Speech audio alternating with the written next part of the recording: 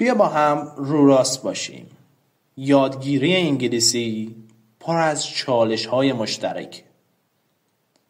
مثلا لیسنینگ که هیچی نمیفهمیم، گرامر که تو ذهنمون نمیمونه، مکالمه که استرس میگیریم، یا فراموش کردن کلمات.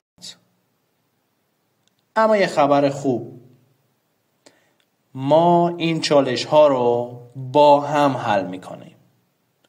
به انگلیش حسنیان خوش اومدی.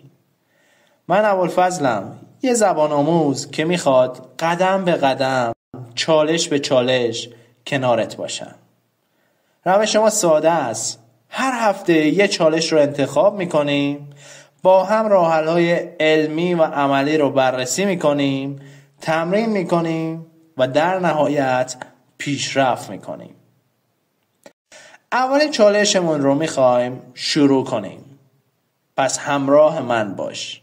قرار نیست تنها باشی، قرار نیست سردرگم بمونی. ما این مسیر رو با هم میریم.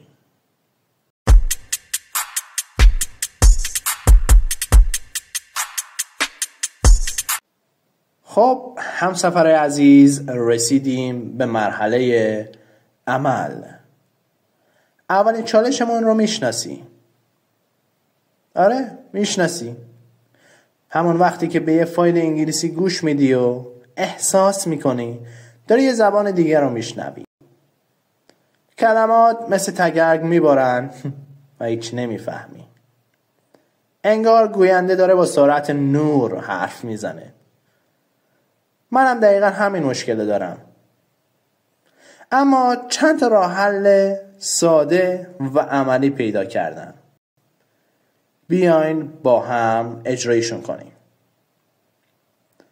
قدم اول، گوش کردن بدون استرسه. بار اول یه فایل انگلیسی رو پخش میکنیم و تنها گوش میدیم بدون فشار آوردن به خودمون. بار دوم فایل رو میذاریم، حالا با متن فارسی یا زیرنویس فارسی. همزمان که گوش میدیم به فایل، متن رو هم خط میبریم و با متن ترجمه یا زیرنویس بررسی میکنیم. بار سوم، ما همزمان که داریم فایل رو گوش میدیم باید متن انگلیسی یا زیرنویس انگلیسی هم باشه، همزمان ببینیم و گوش بدیم. قدم دوم تکنیک شادوینگه. ما باید مثل توتی تکرار کنیم بعد از گوینده. اول با جملات کوتاه و بعد با جملات بلندتر. سخته، چالش برانگیزه، اما نتیجهش فوق‌العاده عالیه. و این کار باعث میشه که لهجه‌مون تقویت بشه، همچنین نیتیو وار صحبت کنیم ما. پس حتما به لهجه و آهنگ کلام فایل دقت کنید.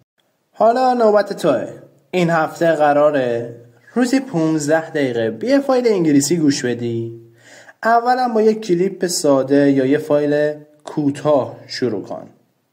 حتما شادوینگ رو رعایت کن و هفته بعد با هم بررسی میکنیم. چقدر پیشرفت کردی؟ کجاش برات سخت بود؟ چطور بهترش کنیم؟ و یادت نره ما داریم با هم یاد میگیریم، با هم پیشرفت میکنیم و با هم هر چالشی رو پشت سر میذاریم.